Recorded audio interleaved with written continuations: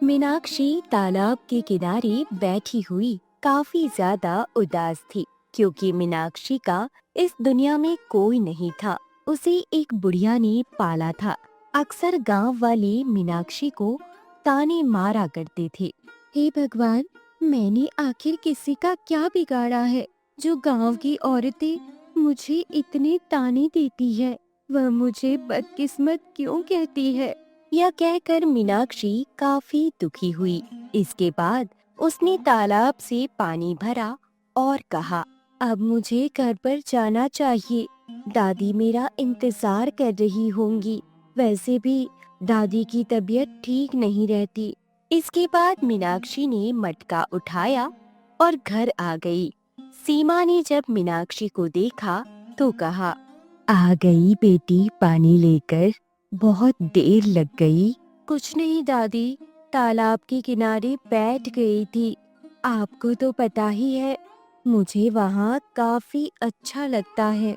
हाँ हाँ, मुझे पता है। गांव वाले तुझे बहुत परेशान करते हैं, इसीलिए तुझे वहाँ सुकून मिलता है। हाँ, क्योंकि उस तालाब से कोई भी पानी भरने नहीं चाहता। सभी को डर लगता है कि उसमें कोई चुड़ैल या भूत रहता है। अरे, यह तो गांव वालों का भ्रम है। ऐसा कुछ भी नहीं है। वह तालाब बहुत ही पवित्र है। मुझे वहां जाकर बहुत ही सुकून मिलता है। चलिए, मैं खाना बना देती हूँ। इसके बाद मीनाक्षी ने खाना बनाया। धीरे धीरे समय गुजर रहा था। मीनाक्षी सीमा की देखभाल बहुत अच्छे से करती थी, पर सीमा की तबीयत काफी ज्यादा खराब रहती थी और उसने एक दिन मीनाक्षी से कहा, बेटी, मेरे जाने के बाद तू अपना गुजारा कैसे कर पाएगी? मेरी मान तो तू शादी कर ली। नहीं नहीं दादी, मैं शादी नहीं करूंगी। अगर मैंने शादी कर ली, फिर आपकी देखभाल कौन करेगा? अरे, तू मेरी चिंता क्यों कर रही है? मैं तो अब बूढ़ी हो गई हूँ। आज या कल मर ही जाऊंगी। आप ऐसी बातें क्यों कर रही हैं? आपके सिवा मेरा इस दुनिया में कोई नहीं है। अगर आपको कुछ हो गया तो मैं कैसे जिंदा रहूंगी? अरे पगली, तू ऐसा क्यों कह रही है? मुझे एक ना एक दिन जाना ही है। इसीलिए मैं चाहती हूँ तू अपने मनपसंद लड़के से शादी कर ले। पर मुझे तो कोई पसंद ही नहीं है दादी, समझी आप? और रही बात शादी की, तो मुझे शादी नहीं करनी, क्योंकि किसी ने मेरा नसीब देखा तो है नहीं। वैसे भी गांव वाले मुझे बदकिस्मत कहते हैं। अरे, तू गांव वालों की बातों पर ध्यान क्यों देती है? वह तो पागल है। यह सुनकर मीनाक्षी ने कुछ नहीं कहा। एक दिन मीनाक्षी खाना बनाने जा रही थी, तो उसने देखा लकड़ियां खत्म हो गई है, जिसे देखकर वह थोड़ी हैरान हुई। अरे, लकड़ियां तो सारी खत्म हो गई है। अब मुझे जंगल जाकर लकड़ी लानी पड़ेगी। ऐसा करती हूँ, दादी को बता देती हूँ, वरना वह बिना फालतू में परेशान हो जाएगी। यह कहकर उसने सीमा से कहा, दादी, मैं जंगल जा रही हूँ लकड़ी लाने के लिए। ठीक है बेटी, जल्दी आ जाना। हाँ हाँ दादी, मैं जल्दी आ जाऊंगी। आप अपना ध्यान रखना। यह कहकर मीनाक्षी जंगल के लिए निकल गई। जंगल आने के बाद मीनाक्षी लकड़ियां काटने लगी। तभी अचानक उसे किसी की आवाज सुनाई दी, जिससे वह थोड़ी हैरान हुई। अरे, यह किसकी आवाज है? ऐसा लग रहा है जैसे कोई मदद के लिए पुकार रहा हो। मीनाक्षी ने लकड़ी काटना बंद कर दिया और उसी तरफ चली गई जिधर से आवाज आ रही थी। तो उसने देखा एक राजा घायल पड़ा हुआ था। राजा को देखकर वह काफी ज्यादा हैरान हुई। अरे अरे रे, यह तो एक राजा है। यह घायल कैसे हो गई? आह, आह, मेरी मदद करो। मैं बहुत ज्यादा घायल हूँ। आह, आह, मेरी मदद करो। आह, आह, आह। आप चिंता मत कीजिए, मैं अभी आपको ठीक कर दूंगी। यह कहकर मीनाक्षी ने इधर उधर देखा और तभी उसे एक औषधि दिखाई दी। उसने औषधि को तोड़ा और पीसकर राजा के घाव पर लगा दिया, जिससे राजा ठीक हो गया। और उसने मीनाक्षी से कहा, हाँ, तुम्हारा बहुत बहुत धन्यवाद। धन्यवाद। अरे महाराज, धन्यवाद क्यों कर रहे हैं? वैसे आप महल जाते ही उपचार कर लेना, क्योंकि इसका असर कुछ ही देर में खत्म हो जाएगा। हाँ हाँ, क्यों नहीं। तुम बहुत ही होशियार हो। वैसे तुम्हारा नाम क्या है? मेरा नाम मीनाक्षी है। मैं यही पास के गांव में रहती हूँ। इसके बाद मीनाक्षी चली गई और इसके बाद राजा अपने महल आ गया। राजा को जब इतना घायल देखा तो मंत्री काफी ज्यादा हैरान हुआ। क्या हो गया महाराज? आप इतने ज्यादा घायल कैसे हो गए? हाँ, कुछ नहीं, बस एक जंगली जानवर ने हमला कर दिया था मंत्री जी। ओह, तो फिर ये औषधि किसने लगाई महाराज? मुझे एक लड़की मिल गई थी, उसी ने मेरी मदद की। अरे वाह, ये तो बहुत अच्छी बात है महाराज। आइए, मैं जल्दी से आपका उपचार शुरू कर देता हूँ। आइए। इसके बाद मंत्री ने वैद्य को बुलाया और राजा का उपचार शुरू हुआ। अगर बात की जाए तो राजा का विवाह कई बार हो चुका था, पर राजा के विवाह के बाद ही रानियों की मौत हो जाती थी, जिस वजह से राजा काफी ज्यादा परेशान था। राजा को इतना परेशान देखकर मंत्री ने कहा, क्या हुआ महाराज? आप परेशान क्यों हैं? हाँ, तुम्हें तो पता ही है मेरा कितने बार विवाह हो चुका है, पर फिर भी अभी तक कोई भी रानी जिंदा नहीं बच पाई। ये तो हमें भी समझ में आता है महाराज कि आखिरकार ये हो क्यों रहा है। पता नहीं आपके नसीब में क्या लिखा है। हाँ, लगता है कि हमारा नसीब ही खराब है। अगर मुझे संतान नहीं हुई तो फिर मेरे राज्य को आगे कौन बढ़ाएगा? मेरा वंश कैसे आगे बढ़ेगा? कैसे? यह सुनकर मंत्री भी काफी ज्यादा परेशान हो गया, क्योंकि उसे पता था राजा बिल्कुल सही कह रहा है। वही मीनाक्षी लकड़ी लेकर घर आई, जहाँ पर पहले से ही रेखा मौजूद थी। रेखा ने जब मीनाक्षी को देखा तो कहा, अरे कहाँ गई थी? पता भी है तुम्हारी दादी की कितनी तबीयत खराब हो गई। मैं तो लकड़ी काटने के लिए जंगल में गई थी, दादी को पता था। हाँ हाँ मीनाक्षी, बिल्कुल ठीक कह रही है, वो मुझे पता कर गई थी। वैसे क्या हो गया दादी? आपकी अचानक तबीयत कैसे बिगड़ गई? पता नहीं बेटी, थोड़ा सा चक्कर आ गया था।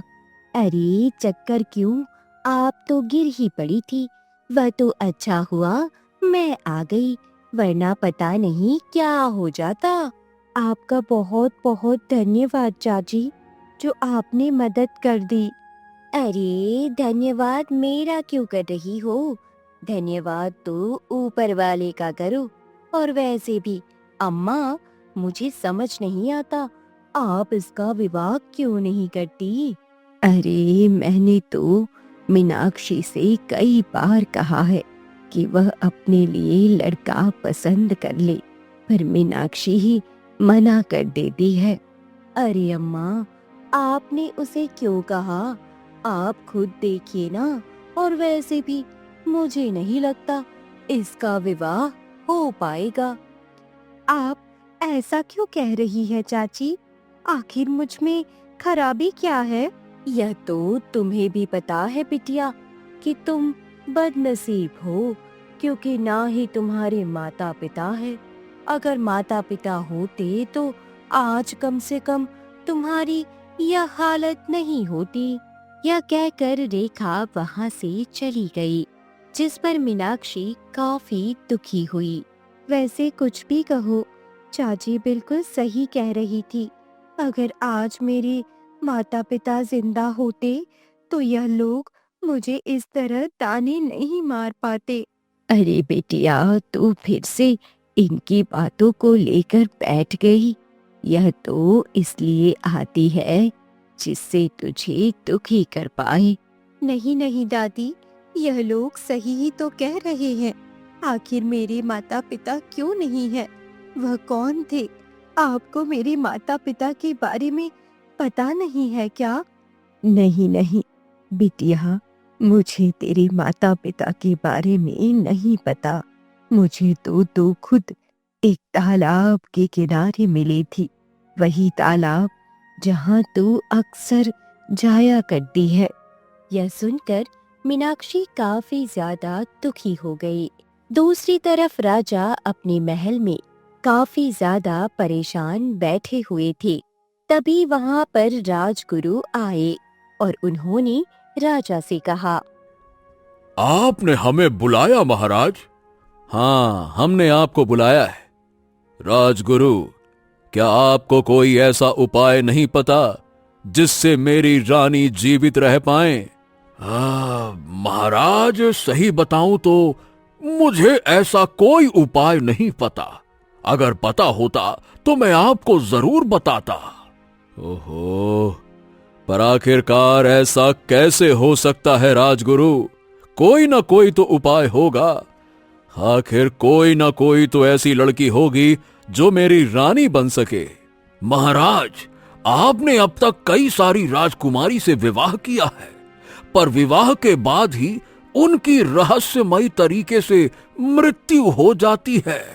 वही तो बात है, मुझे कुछ समझ नहीं आ रहा है, क्योंकि मुझे अपने वंश को आगे बढ़ाना है। इस तरह तो मेरा वंश आगे नहीं बढ़ पाएगा राजगुरु। मुझे क्षमा कीजिएगा महाराज, पर मैं आपकी इसमें कोई सहायता नहीं कर सकता। यह सुनकर राजा काफी ज्यादा परेशान हो गया। उसे कुछ समझ नहीं आ रहा था वह क्या करे। और एक रात राजा आराम से सो रहा था, तभी उसे मीनाक्षी सपने में दिखाई दी, जिससे राजा एकदम उठ गया और बोला, हाँ हाँ, ये तो वही लड़की है जो मुझे जंगल में मिली थी। आखिर ये लड़की मुझे सपने में क्यों दिखाई दी? अगली सुबह उसने इस बात को राजगुरु को बताया।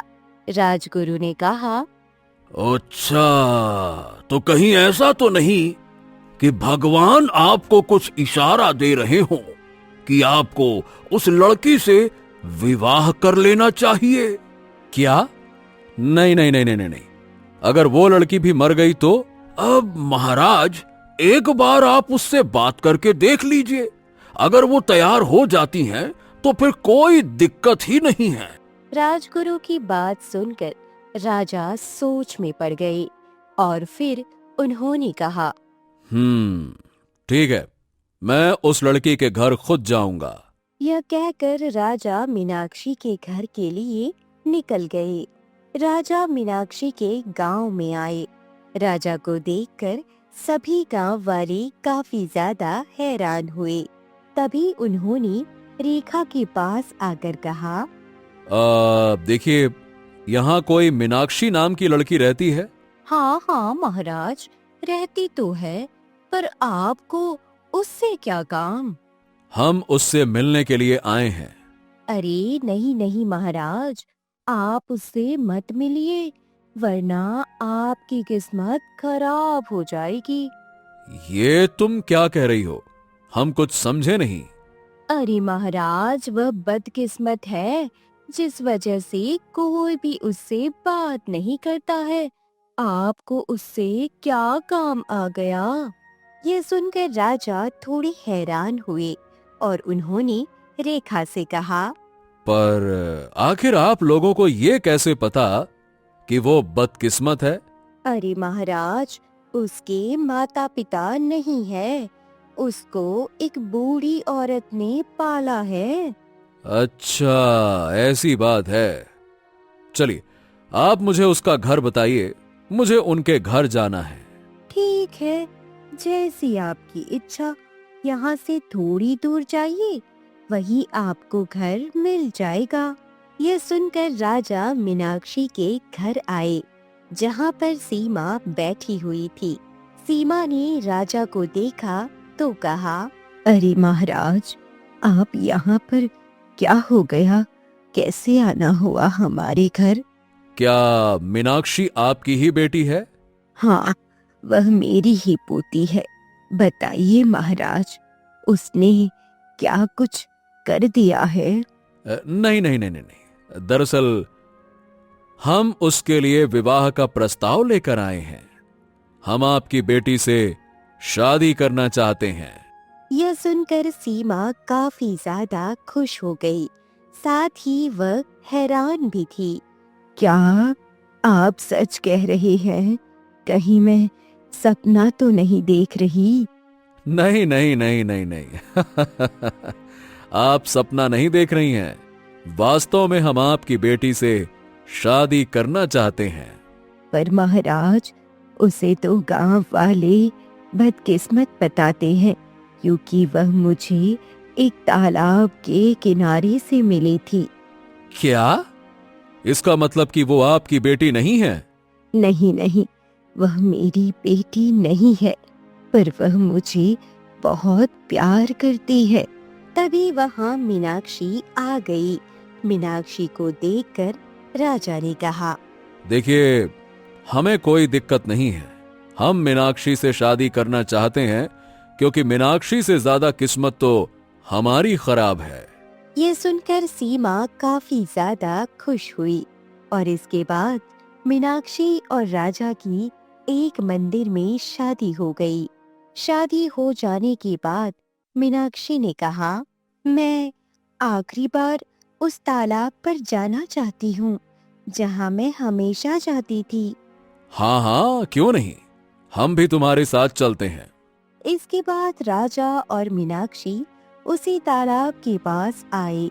मीनाक्षी तालाब को नम आंखों से देख रही थी। आज मैं यहाँ पर अंतिम बार आई हूँ, अब मैं कभी भी नहीं आऊंगी। यह कहकर मीनाक्षी वहाँ से जाने लगी।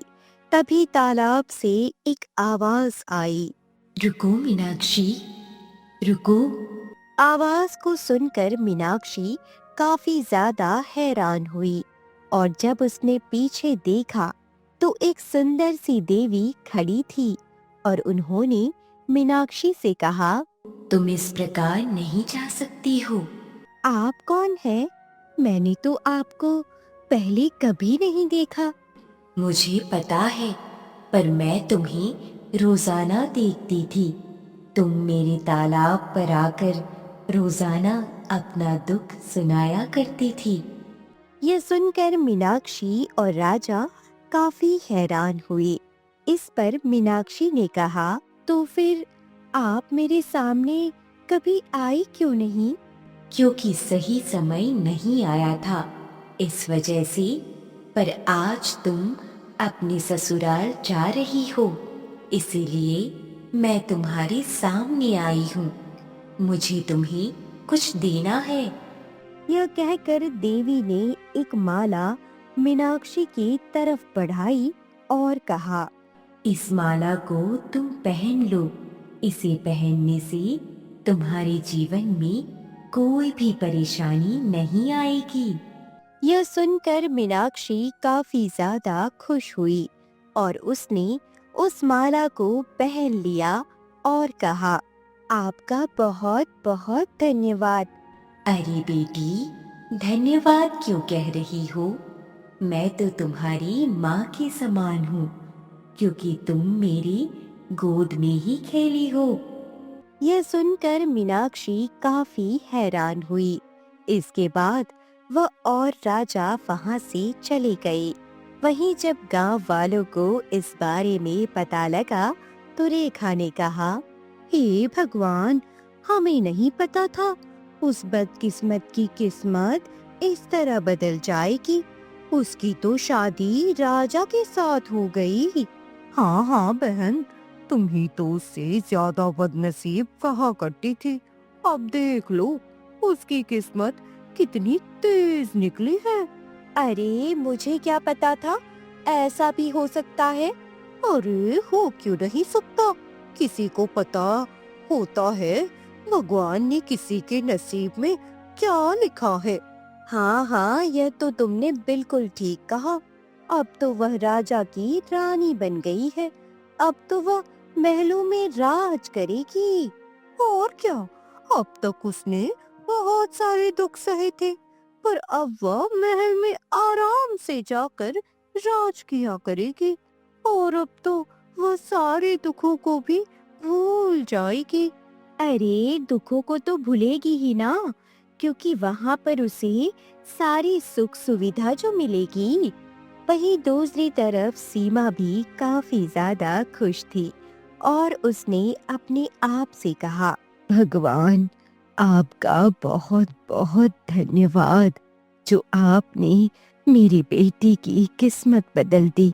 गांव वाले उसे बदकिस्मत बताते थे, पर आज वही सबसे ज्यादा किस्मत की तेज निकली। आज वह एक रानी बन गई है।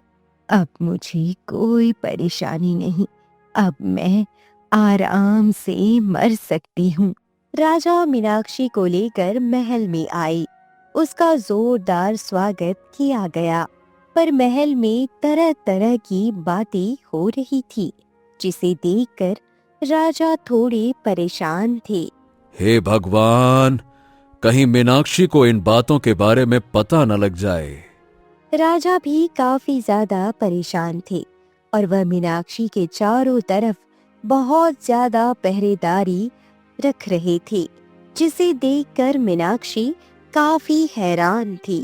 अरे महाराज, मेरे आगे पीछे इतनी पहरेदारी क्यों है? मुझे यहाँ पर किस चीज से खतरा है? देखिए, आपको यहाँ किसी चीज से खतरा नहीं है, पर फिर भी हम आपको कुछ बताना चाहते हैं। हाँ हाँ बताइए महाराज, आप क्या बताना चाहती हैं? हाँ, बात यह है कि अब तक हमारी 5 शादियां हो चुकी हैं, पर शादी के पहले ही दिन हमारी रानी रहस्यमयी तरीके से गायब हो जाती हैं। यह आप क्या कह रही है? आखिर ऐसा कैसे होता है? अब ये तो हमें भी नहीं पता, इसलिए हम तुम्हारी इतनी सुरक्षा की व्यवस्था कर रहे हैं ताकि आपको कोई समस्या ना हो। यह सुनकर मीनाक्षी काफी ज्यादा हैरान हो गई और उसने राजा से कहा, आप परेशान मत होइए, कुछ भी नहीं होगा। भगवान पर भरोसा रखिए। धीरे धीरे समय गुजर रहा था। शादी को 1 साल हो चुका था। राजा बहुत खुश था कि मीनाक्षी उसके साथ है और समय के साथ मीनाक्षी ने एक पुत्र को जन्म दिया, जिसे देखकर राजा ने मीनाक्षी से कहा, सही बताऊं मीनाक्षी, हमें तो यकीन ही नहीं हो रहा कि आज आप हमारे साथ हैं और हमारा एक बच्चा भी है। मैंने आपसे कहा था ना महाराज, सब कुछ सही होगा। हाँ हाँ हाँ हाँ आपने बिल्कुल सही कहा महारानी, आपने हमारी किस्मत ही बदल दी। तुम तो वाकई में बहुत किस्मत वाली हो रानी। ये सुनकर मीनाक्षी को पुरानी बातें याद आ गई, जिससे उसका चेहरा उतर गया। उसे इस तरह दुखी देखकर राजा ने कहा, क्या हुआ रानी, तुम इतनी दुखी क्यों हो गई? क्या हमने कुछ गलत कह दिया क्या? नहीं नहीं महाराज, पहले जहाँ मुझे सब लोग बदकिस्मत कहा करते थे, आज मैं वही किस्मत वाली हो गई हूँ। ओहो, ये सब तो नसीब का खेल होता है। एक समय था जब सभी लोग मुझे भी बदकिस्मत राजा कहा करते थे, फूटी किस्मत वाला राजा कहा करते थे, और न जाने क्या क्या नए नए तरीके से मेरी किस्मत को दोष दिया करते थे। लेकिन देखो, तुम्हारी वजह से रानी हमारा नसीब बदल गया। और जो किसी का नसीब बदले वो बदकिस्मत तो नहीं हो सकता। यह सुनकर मीनाक्षी काफी ज्यादा खुश हुई। धीरे धीरे समय गुजर रहा था, सब सही चल रहा था। एक दिन मीनाक्षी रहस्यमय तरीके से अपने कमरे में मृत पाई गई, जिसे देखकर राजा काफी दुखी हुए। हाँ, हे भगवान, ये क्या हो गया? हमारी मीनाक्षी हमें छोड़कर कहाँ चली गई? ऐसे कैसे चली गई? तभी राजा को मीनाक्षी के गले की माला दिखाई दी, जो टूटी हुई थी, जिसे देखकर उन्होंने कहा, अरे, ये माला किसने तोड़ दी? नहीं नहीं नहीं नहीं, ऐसा नहीं हो सकता। इसका मतलब इसी माला से हमारी रानी जिंदा थी। हे भगवान, हे भगवान, अब हम क्या करें? महारानी, महारानी।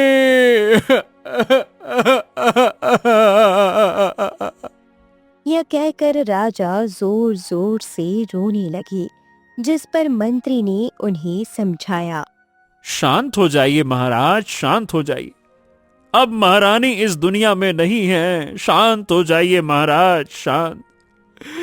नहीं नहीं नहीं, हम अपनी मीनाक्षी का अंतिम संस्कार नहीं करेंगे।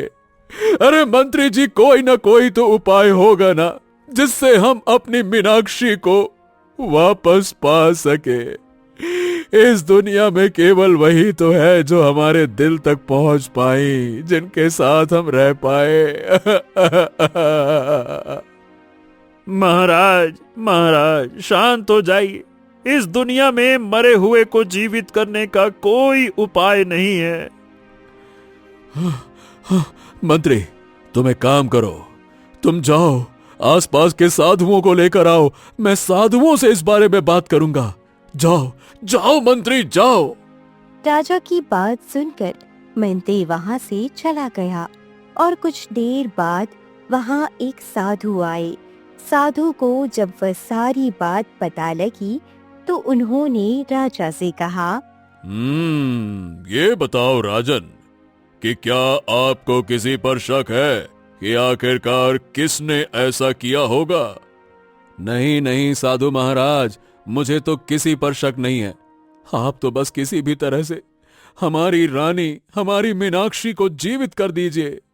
देखिए राजन, आपकी पत्नी जीवित तो हो सकती हैं, अगर ये माला फिर से जुड़ जाए। क्या? ये माला फिर से जुड़ जाए? पर आखिरकार माला को जोड़ा कैसे जा सकता है? मैं इसमें गांठ लगा दूं तो? नहीं नहीं नहीं नहीं नहीं, अगर गांठ लगा देंगे राजन, तो भी आपकी पत्नी जीवित नहीं होंगी। अगर आप अपनी पत्नी को जीवित करना चाहते हो तो आपको इस माला को वैसे ही जोड़ना होगा जैसे कि ये पहले थी।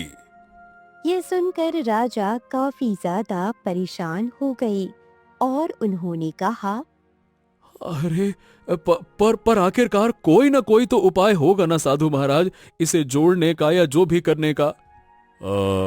इसके बारे में हमें नहीं पता महाराज, हमने आपको तरीका बता दिया।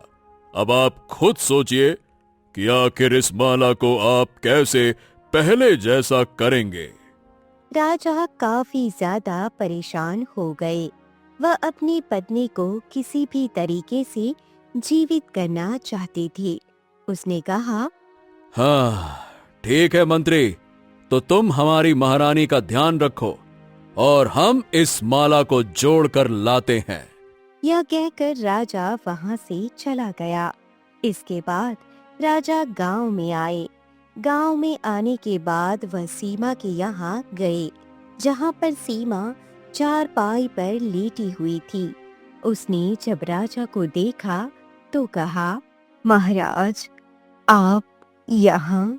अरे, लगता है कि आपकी तबीयत खराब है।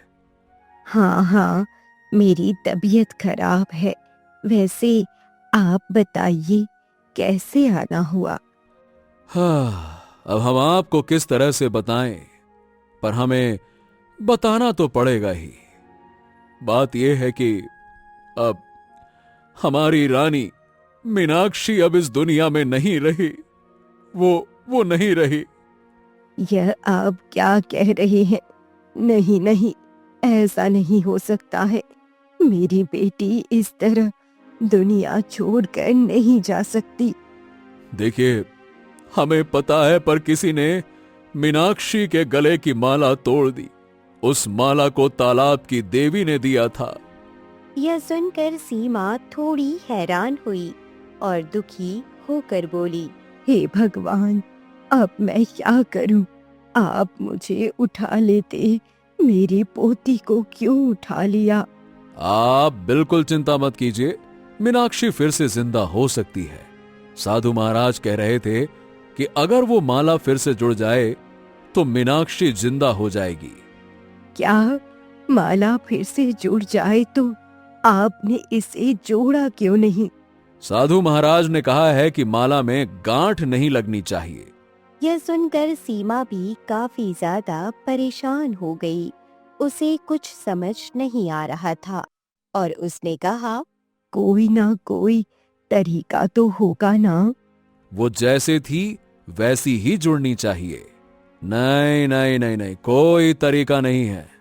मैं तो खुद ही आपके पास आया था कि शायद आपको कोई तरीका पता हो।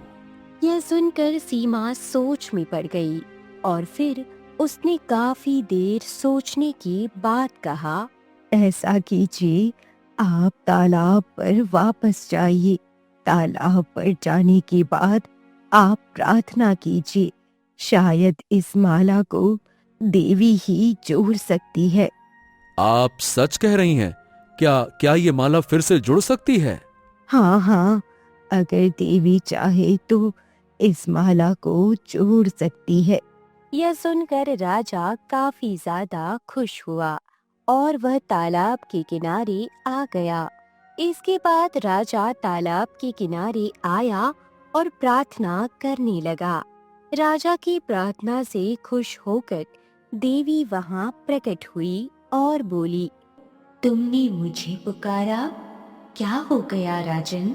हम यहाँ इस माला को लेकर आए हैं देवी, ये देखिए। माला को देखकर देवी ने राजा से कहा, अरे, यह माला तो मैंने तुम्हारी पत्नी मीनाक्षी को दी थी।